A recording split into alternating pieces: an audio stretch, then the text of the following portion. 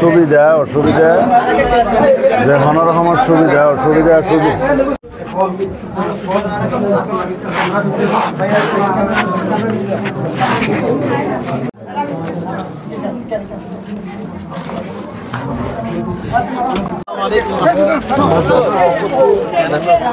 চেহারা তো জানা দাঁড়ান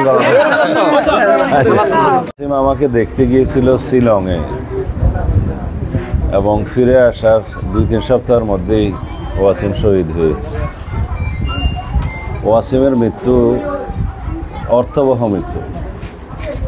মানুষের মৃত্যু আছে, কিন্তু জাতির মুক্তির সংগ্রামের জন্য, গণতন্ত্রের জন্য, গণবিপ্লবে যারা শহীদ হয়েছেন তারা এই জাতির বীর সন্তান।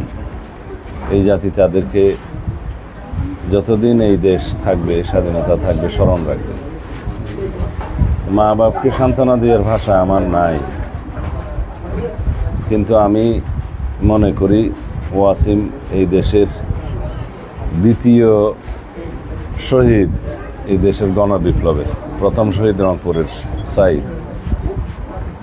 সুতরাং ওয়াসিমের পিতামাতার গর্ববোধ করা উচিত যে তাদের রক্তদানের মধ্য দিয়ে এই দেশ নতুনভাবে স্বাধীনতা পেয়েছে, নতুনভাবে আমরা এই দেশের বিজয় দিবস পেয়েছি।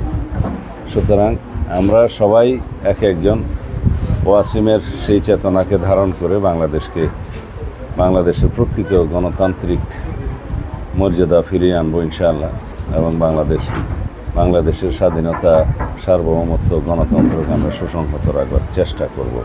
এটাই হবে আমাদের শহীদের রক্তের প্রতি সম্মান প্রদর্শন করার একমাত্র রাস্তা।